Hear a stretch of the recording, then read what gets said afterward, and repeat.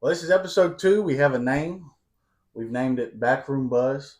We're in the back room and we're just chatting up Yeah, about things, about life. So good to be back. Had fun the first time we did this. yeah. Backroom Buzz. I think that's a good name. Buzz, we ain't talking about alcohol induced, but we're talking about topic induced. That's right. So anything that we want to talk about and bring some generational uh, awareness between the two of us, and I think that's kind of where this thing's kind of started from. Uh, uh, Besides that, I think you said I need to get a job. Yeah, we ain't getting paid to do this either. So, and it's funny how the roles reverse now. You telling me I need to get a job, where I used to tell you about 10 years ago, you were telling me, hey, you need to go work. Yeah, 40 years from now, you may be changing my diaper and wiping my butt. So we'll see about that. But that's what this is about, though. Yeah. As far as generational difference, but father and son talking about things on a common sense level. Yeah. And, we hit a lot of different topics. The first time we did this, just trying to get a little introduction to what this is going to be. Just me and you talking. Yeah. So today, we're going to kind of focus more on a specific thing. And a lot of people out there may not know that I'm sitting next to a published author I'm as well. telling you, man. Hey, you never would have thought Doherty County High School education. Right. That's right. So almost 6 months ago, the book was released. This is the book. It's called Love Me Too. We're going to talk about it. I'm going to ask you about it. Kind of put you on the spot today about the book and writing the book. It was what, 2 years ago, 3 years ago you started this? Oh gosh, 2.5 years ago. 2.5 years ago? Yeah, 2.5 years ago. Right before we took a contract going out to South Carolina, actually, it was our first contract.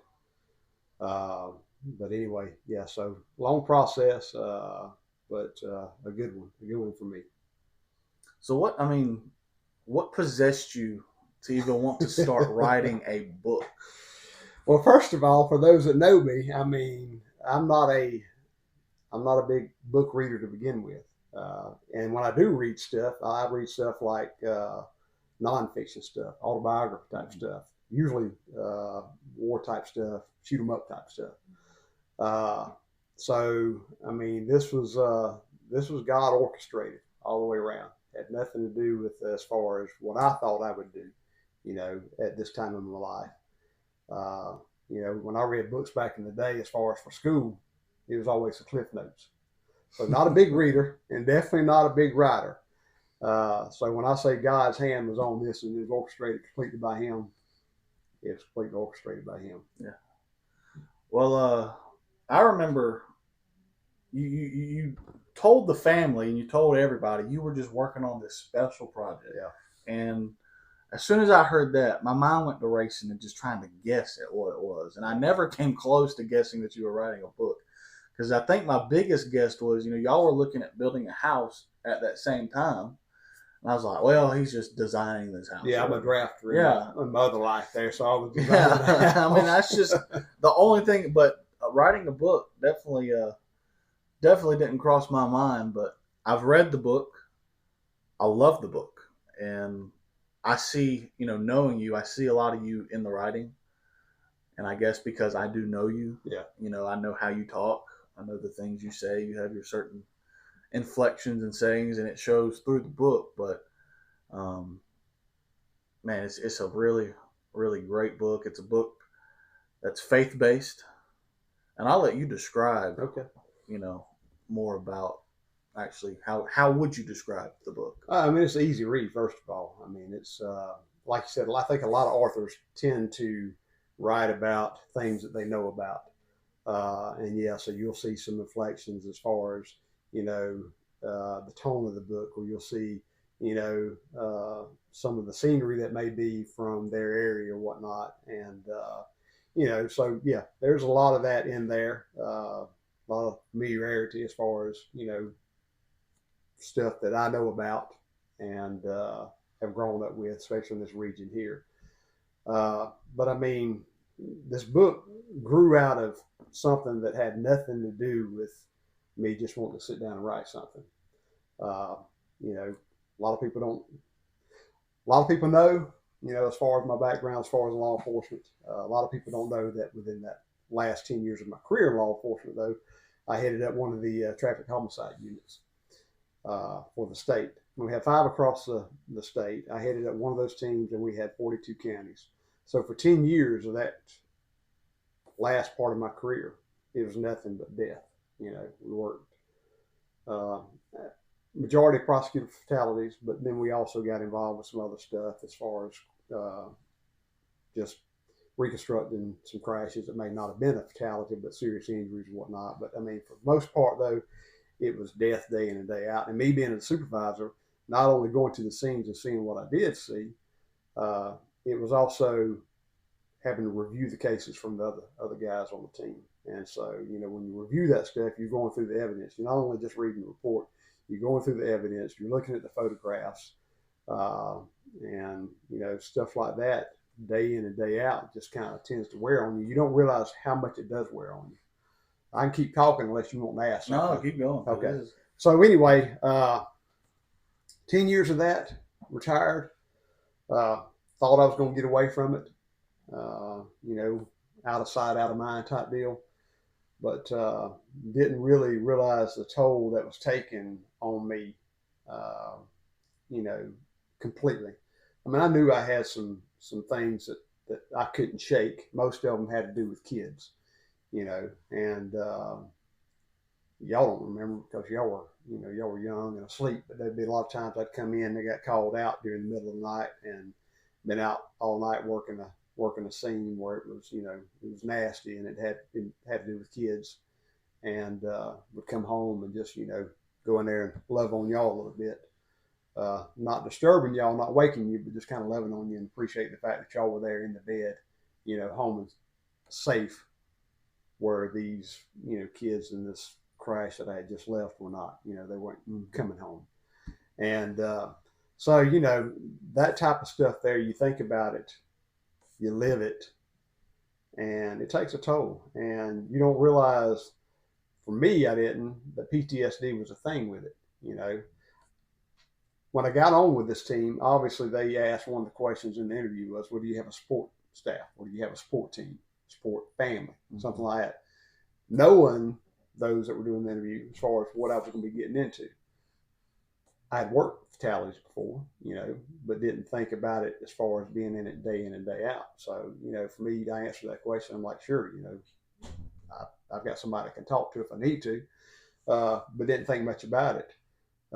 Toward the end of my career, we actually had a meeting with all the teams, all the team members, and it was some of the command staff and some of the peer support group leaders, and just got us in a circle group meeting and just started talking, and dealing with things that, or trying to bring out things that we dealt with, because they recognized PTSD, as far as what it could do, as far as seeing these things and how it could affect us. And again, I mean, there were several that talked. I talked within that meeting there, I talked about one particular crash that I worked, and you could see how it affected everybody. But there again, I kind of reserve PTSD more along the lines for those that were, military in a war-torn area, something like that. Mm-hmm. Those guys that were young, 18, 19, 20, that are on the front lines going over, seeing stuff, seeing their friends, get killed or whatnot. I kind of reserved it for that. But in reality, we all go through things in life that could be traumatic enough to cause some post-traumatic stress. And it don't necessarily have to be, something like, with the military or something like I did. It could be anything. But long story short, so yes, I had some PTSD with it. Didn't fully recognize it. But I did recognize the fact that there were most nights that I couldn't go to sleep. And I would see the faces of death, the faces of the crash victims that I worked. A lot of them were kids. Again, I mean, you kind of get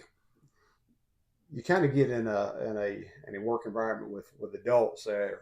You tend to expect something like this to happen. I mean, we do. Of crashes have become, as far as fatalities of crashes, become socially acceptable. We think about it, but we don't think about it as much, especially with adults. But with kids, it's totally different. But anyway, so I would lay there at night, and I just pray to God, just kind of release me from this. I need to get some sleep, and it'd take 2 or 3 hours before I'd ever drift off. And this was pretty much a repetitive thing for me. And one night, like I said, when I say it's God orchestrated, it was right before we were supposed to go on this trip. I heard the words, "Write a book." That wouldn't come from me, because it ain't something I want to do, sit down and write a book.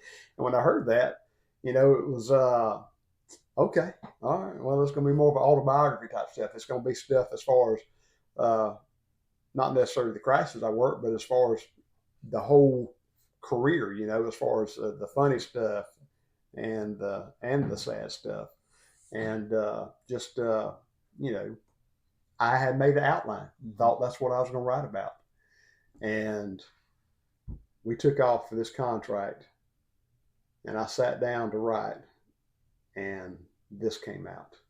A fictional book that has a young love story that has to do with finding faith in the face of tragedy, and then nearly losing that same faith in tragedy again, which is easy for us to do, So when I say, like I said, God orchestrated, the timing of it was right because we were off on a contract. I wasn't doing anything other than a little meaningless work here and there, but I was not distracted. And when you're gone, we were gone initially, I guess probably a couple months, and then we took a contract out in Colorado where we extended out there. It was gone for 6 months, and which allowed me to completely focus on this. And again, that goes back to where you were asking, hey, what are you working on? Yeah. What are you doing? Well, I'm working on a project. Well, it was a project for me. Right. It was a project that God was using to work out the post-traumatic stress within me. And there was a lot of cases I couldn't talk about, that I just broke down about, just couldn't get through as far as describing what I had seen. But day in and day out, and I cried in this book. I laughed and I cried, writing it. But it allowed me to work through things that I wasn't able to work through on my own. Mm-hmm. And God did that. And it ain't necessarily what's in between, the cover of this, the pages. I mean, I think it's a good book because, I did it. Of course, it was God inspired, but and it ain't about the good looking couple on the front. It's about what God did in my life with it. And I'll tell you this, and when, you can go back and ask some other questions about it. But when I got through with this, I mean, it was more for me. I wasn't originally going to publish it or anything like that, but my wife Tiffany, she read it and she would read it along as I wrote. And initially, she was my editor, and she's like, you've done this, you've got to get it published. Well, to get it published, I mean, there's some steps you have to go through, and I learned that, as far as along the way too. And she's like, you need to get a real editor involved with this. So I did that because I needed an editor. I mean, going back to that Darty High School education where when I had a book report to do, I read the Cliff Notes and that was it. I mean, I could write stuff, but again, as far as writing it correctly, in the proper format and all that, I had no idea. Right. So most books are written in a third person format. Well, I was first, second, and third throughout this thing, So I had to go back and when I got back the first chapter from this editor, I mean, there was red lines and marks all over it. I'm like, good Lord, I'm back at school now.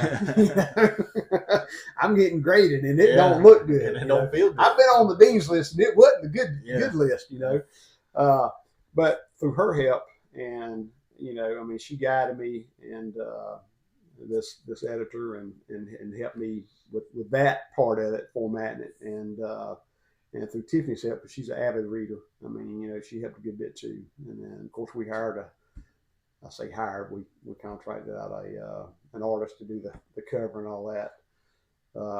And so here we are with it, Yeah. And but the thing is this is huge because not a lot of people accomplish this. Not a lot of people do.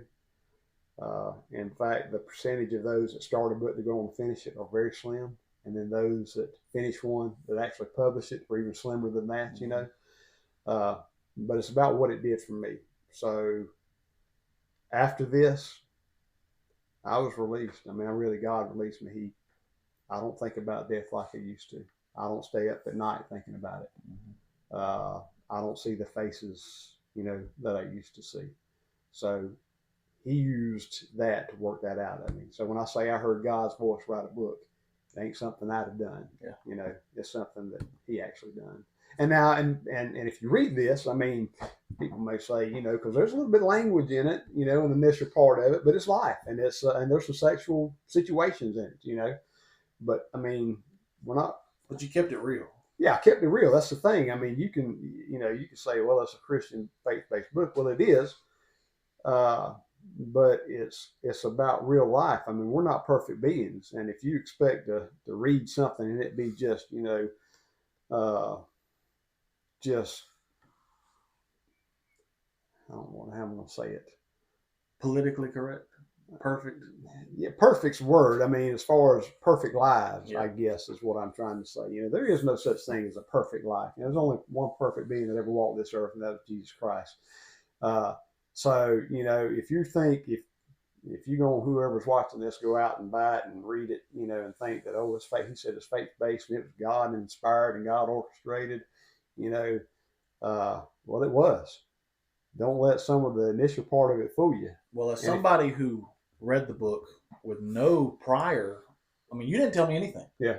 I just got the book and read it. Yeah. You know, and so as somebody who went in there without any expectations, you know, you definitely see the faith come through, the faith based portion of it come through, and it's a really big portion of it. But like you said, you kept it real. Yeah.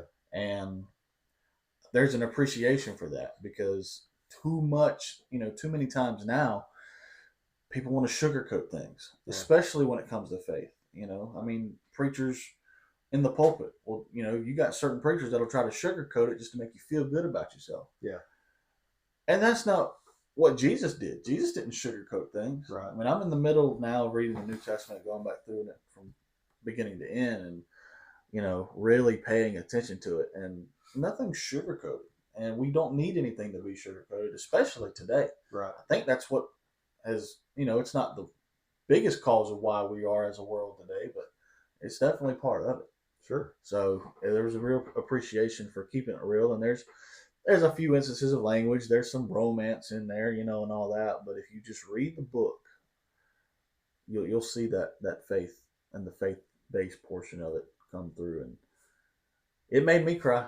There's a part of it that made me cry. I mean, I've never this year, and I don't know if it was you writing the book that inspired me. I don't know, but I really made it, I guess, a resolution this year to read more. Right. I think I've read 5, or I'm in the middle of the 5th one now.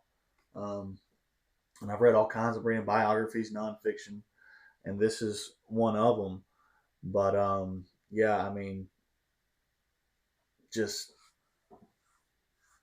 I'm proud of you. Yeah. I mean, none of those books have made me feel what I felt when I read this book. You know, I mean, and I'm proud of you. I told you that I'm proud of you for going through with it too and publishing it. And yeah, it's a big accomplishment. You know, I mean, now I can say my dad's a published author. Yeah, a lot of people start things and don't ever finish it, and I've done that. You know, I've started some things in my life and didn't finish it, but this is one thing that I started and finished. But I mean, I couldn't have done it alone if God hadn't been involved with it. And I say that again, if people are going to read it and they're like, hey, there's some language in there. Well, go back and read the Old Testament. Yeah. That's all I can tell you. If you don't think there's some messed up things in the Bible, go back and read the Old Testament. Right. And the Old Testament is about life itself, you know, as far as, you know, a nation growing. But I mean, even when you've got that, you've got some ups and downs, and you've got some family dynamics, you know, that's just crazy and whatnot. But yeah, this is real life, and it was real to me, you know. A lot of it, I mean, of course, the characters in here are fictional. The story is fictional, and you know, I declared that in part of the book, you know, that as far as none of this is in any relationship or form had anything to do with anything that I have worked. Now there's some semblances, but nothing specific as far as I've worked in my career. But I've seen some rough stuff, and it took a toll. But like I said, God used this as a way to deliver me out of it, and so yeah, I'm proud of it. I don't keep up what it's doing on Amazon and Kindle. I mean, that's where you can get a copy of it now. I mean, I ain't promoting it, but I am promoting it. But no, we're promoting it. Yeah. We're promoting if you want to promote anything, let's do a movie about it. That's what I'm talking about. I don't know if it's that worthy or not, but like I said, again, regardless how well it does as far as selling or whatnot, that's not what it was meant to be for. And that's one reason I kept it so close to me and didn't tell anybody. The only one that knew was Tiffany because she was off with me, and I needed somebody to read part of it. So as I was working on it, nobody knew. She was the only one that knew. I mean, I didn't, every time I sat down to write, I'd pray to God and say, hey, just give me the words, just work it out of me. Because, like I said, it wasn't a fiction story that I was going to write. I've still got the outline of the autobiography stuff, and it was some Smokey and the Bandit, Fast and Furious type stuff, and I could tell stories, all day long, about my career with patrols and things I've seen, and that may be another episode. And there's some funny stuff in there, some of it. But yeah, this here, I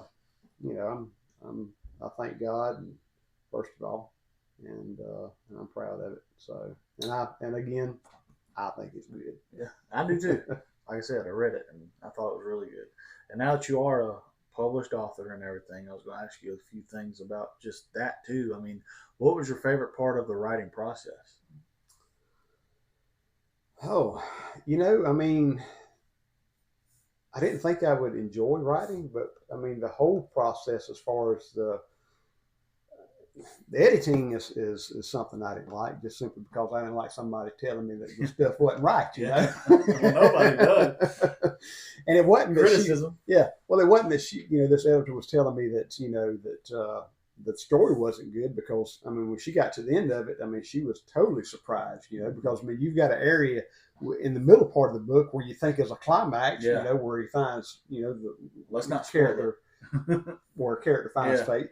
But that ain't the climax. Yeah. You don't get to the good part, to the climax, to the end. Yeah. But it's building up on all of that, Yeah. As it goes. But for me, I mean, I actually enjoyed just writing. I didn't think I would, but I mean, it just flowed. I mean, and like I said, there again, I prayed about it before I'd start writing. And I mean, I'd have to go back and do some rewrites on some stuff. Or think about some things. Do a little research on some stuff, but the whole, from the beginning to the end, the writing part of it, I mean, I enjoyed it, and as I'm older, like you said, you've got where you want to read more books. I have read more books, but there again, it's more nonfiction stuff. I have read some fiction stuff that Tiffany's put in front of me, and I've enjoyed that. But for the most part, I enjoy the true life stuff. And for me, this is a fiction, but it's also kind of true life to me too, just what I've lived, and seen. So kind of both worlds for me with that. What was the hardest part about writing it, other than the critiquing?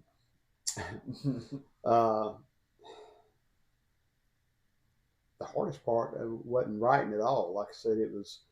I mean, as I wrote, I thought I had one ending. Turned out it turned into something else. What was in my mind initially, was like, okay. I mean, but the hardest part of it would be going back and doing the rewrites. When you get those notes back, and like I said, most of it was formatting type stuff, first person, second person, third person. I mean, this editor used some words I had to look up. I had to contact her about, because I didn't know what she was talking about. I think she thought she may have been dealing with somebody with a much higher education, with a doctorate or something, and some of the words she was using, like, no, you got to explain this to me, in layman's terms. I don't have a clue what you're talking about. And she did. But it was, it was just there wasn't many rewrites. There was just much more editing with it. But the little bit of rewrites that I did do that, and there was probably only 2 or 3 parts in it that I had to do like a rewrite on.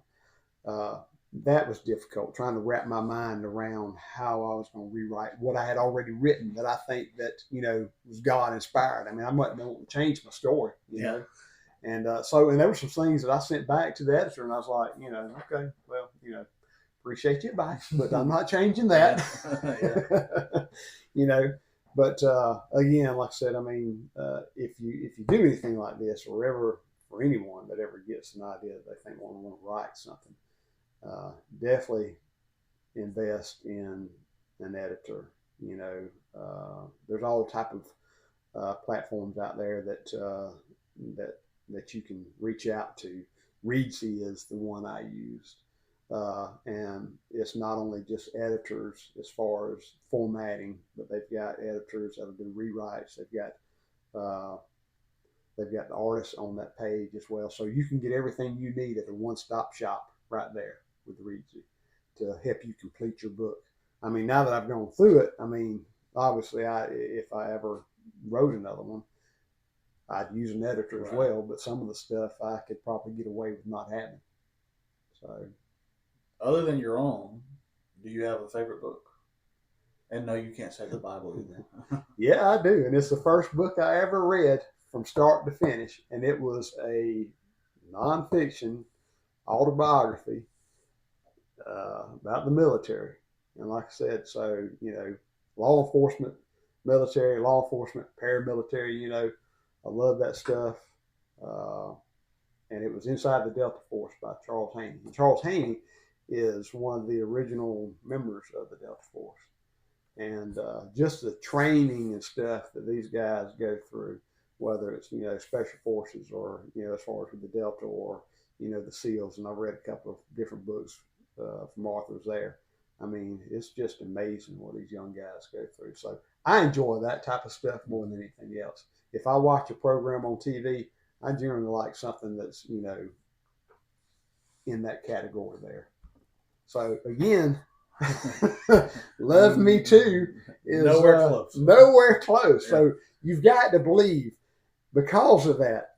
If you don't believe, it's God inspired. Yeah. Truly it is. And if you listen and if you're in the right place, you hear God's voice. Mm-hmm. And I was at the right place in my life with my faith, and just repetitive and just persistent every night with Him. As far as just free me from this, just God, just free me from this. Because I mean, it was, it'd take hours off my night, as far as sleeping off, and He did. There's no two ways about it. Yeah. I think I got that from you as far as what I like to read, because I prefer I've always, even as a kid, preferred reading nonfiction, history. I mean, I'm a big history buff. Yeah, you always been a history buff. So I think I got that from you too. In fact, I think I might have said this the last time we did this, but I'm reading, like, for some reason, I'm so interested in the presidents and the presidency. That's just something that I want to know everything about it. So I'm trying to read at least one biography on every single president. And I guess I'm going backwards because my first one was George W. Bush. Right. I hadn't found one on Obama yet, and Trump and Biden, Biden. It's a different discussion for another day, but he's about out of it. But anyway, I'm on Bush's right now, and so far it's pretty good. But I prefer nonfiction. Another one that I really liked was Matthew McConaughey's Green Lights. Really enjoyed reading that one. His memoir, that was really good. But my favorite book of all time is actually a nonfiction book. It's a classic, Lord of the Flies. Oh wow, God, man, that's another one of those Cliff Notes books for me. I remember it being an assignment back in school, and I started reading it and didn't finish reading it like most other times that I did, and it was go get the Cliff Notes. Yeah, well, that was the first book for me in school that I was interested in. I think I was a junior in high school, maybe a senior. I don't know. I know I was in high school when I read it, and it was the first book that I was like, oh, I like this reading thing. Yeah. If it's got to interest me. Well, that's it. You've got to find what interests you, and it's going to draw you in. Yeah. So yeah, I mean, and that goes for anything that we do. You've got to find what's going to keep that attention. Uh, and for me, like you, it's more history, more autobiography type stuff. The thing is with that stuff there, you don't know somebody unless you read about somebody. Yeah. What you see on TV, these little blips and moments don't capture the person and who they are. Oh, yeah. And what's behind them or what's pushing them. Right. You actually have to sit down and read, about someone's life. Well, when you wrote the book, was there a point where you experienced writer's block at all? Nope. Again, I never had writer's block. The only thing was the ending, how it was going to end. But even then, I mean, I just kind of flipped it and kept rolling. I mean, I don't want to divulge, a whole lot. People, you need to buy the book. That's all I can tell you. Yeah, Amazon and Kindle Unlimited. Spoil it. But no, I mean, again, it flowed so well. I mean, it's like I said at the beginning, it's an easy read. So if it's an easy read, you think it'd be easy to write, but writing's not easy. But this here, I mean, it just poured out. I mean, and like I said, I mean, I can't take credit for it. I mean, I can and I do because my name's on it. But I mean, I give credit to where credit's due too. And that's to God, and it flowing out of me like it did. Right. I mean, there was a purpose behind this book. Yeah. And God's purpose was to release me from what was, eating me up inside. And that was accomplished. Getting it published and all that was more, Tiffany pushed me to that point and saying, hey, it's good enough. You need to get it published or whatnot. So, no writer's block. Just it rolled on. Had you written anything as an adult before you're anything at all? Have you done any kind of writing before you wrote this book that could have prepared you for this? Not on this scale. Now, as far as writing, yes. And most of it's investigative reports. Now, on a smaller scale, investigative reports may be a page or two, but on a larger scale, as far as what we did as a traffic homicide unit, I mean, our case files were 3 times the thickness of that book there, from everything that we put into it. And our investigative summary was more of a story in itself, and it starts from the beginning of the crash. Of course, we detailed every little aspect of it, and to the very end. And that was the one thing I never was able to finish, I guess, and it's what I did here with this book. So with the investigative summary, it starts at the beginning of the crash. You work your way through as you do your investigation. And we tell a story because you're telling the story to a judge or to a jury, and you want it to be where they can relate to it. And so, and it follows right on through until the end, right before it goes to court. When you're through with your investigation, that's where the story ends. What got me was I was never able, and what helped me here, I was never able to finish life after that. Now, we had a great secretary that was with us for a while, and she got PTSD so bad looking at some of our, because she would have to go through our case files to kind of put things together. She got it so bad she had to leave. I mean, and she had been with us for a long time, but there again, it was something that repetitively affected her. But she was also our victim advocate, so she stayed in touch with the victims, survivors and whatnot, and would stay in touch with them, keeping them involved as far as and updated on where the case was at. If we were through with investigation, sometimes these investigations lasted 6 months to a year before we ever got every piece of evidence back that we needed, because we send stuff off to the crime lab, and the crime lab gets backed up. But she did a great job keeping these families updated. We didn't have the time because if we wasn't actively working what we call a hot scene, as an individual or as a team, we were working on our cases, and we would have multiple cases we were working on at one time. So I wasn't able to finish these stories for these families and all.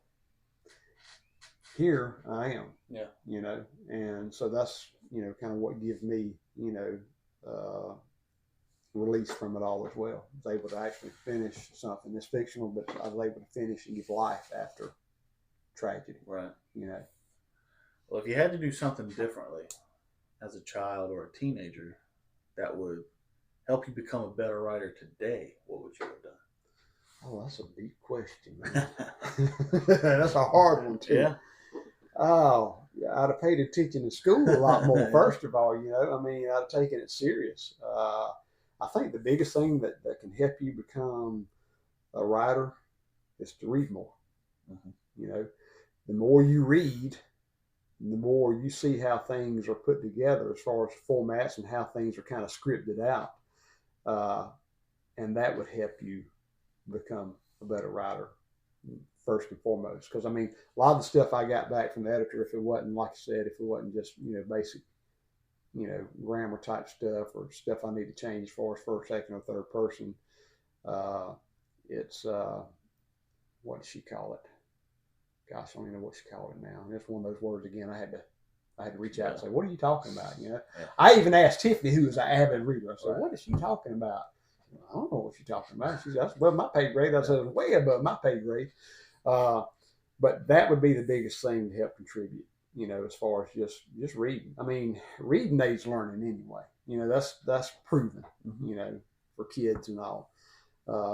Mom and Dad didn't put enough books in my hand, or they didn't make sure that I was actually reading the book and not going and getting the little cliff notes.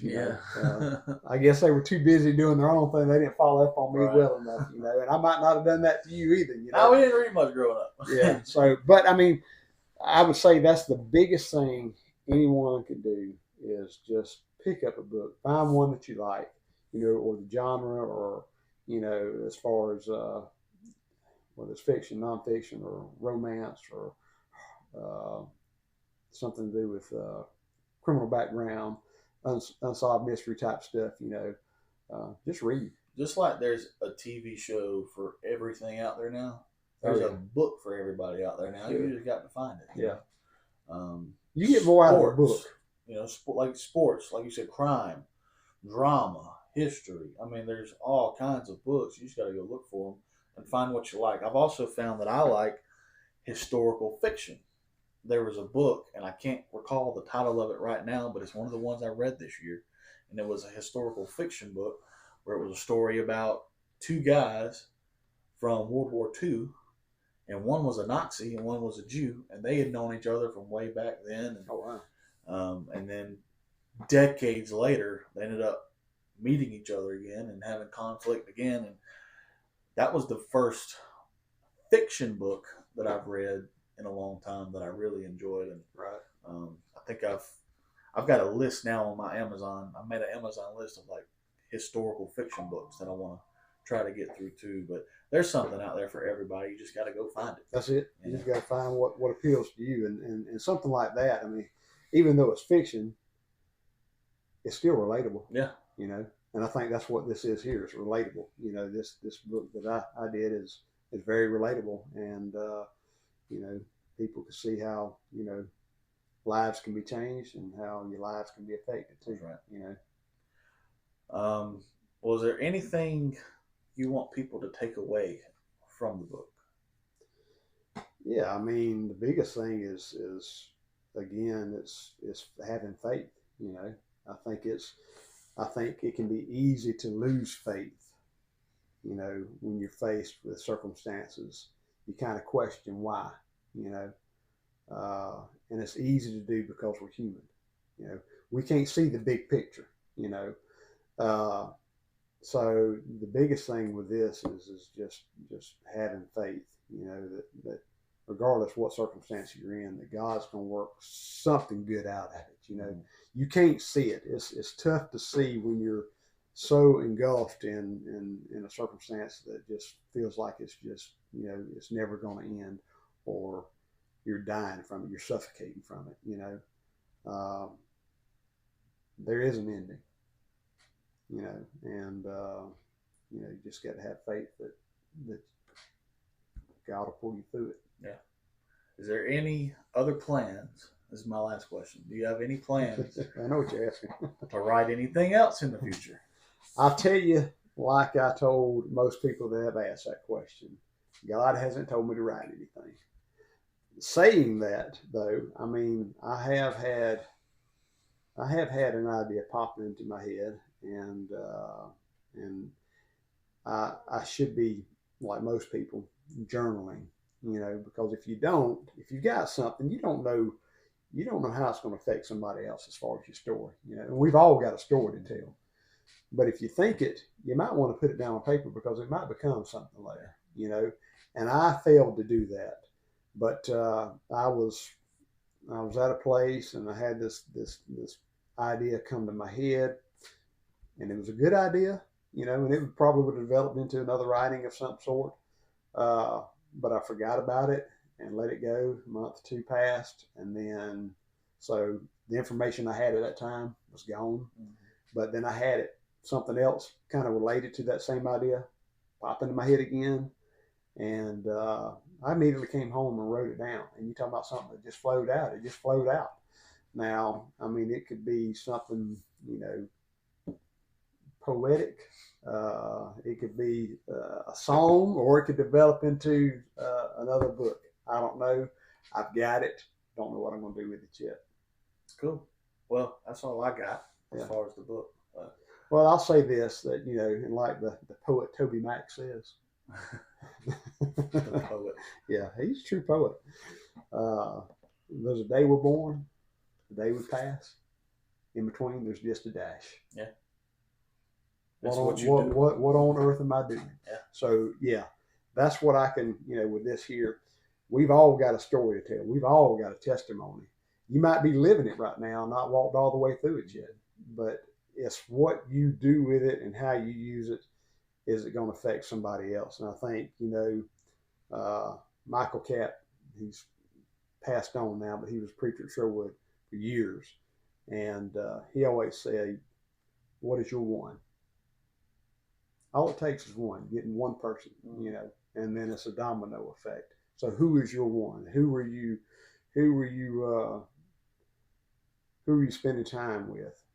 Who are you surrounding yourself with, and who are you being a testimony to?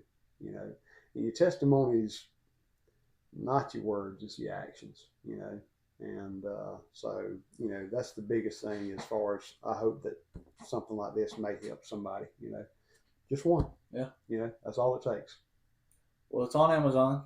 You can get it on Kindle. Yep. It's called Love Me Too. Promote it one more time. That's right. Oh, there's actually a one other thing in there. It's something that I drew when I did this. Mm-hmm. I don't know if you'd call it the symbol or what you'd call it, but of course I had a little help tweaking that too. But yeah, so I don't know if it's in one of the first pages, or second page, or third page. But I thought that was pretty cool there. Yeah, because it says "Love Me Too." Yeah. So anyway, yeah, I mean, I didn't know I was an artist. I didn't know I had all this in me.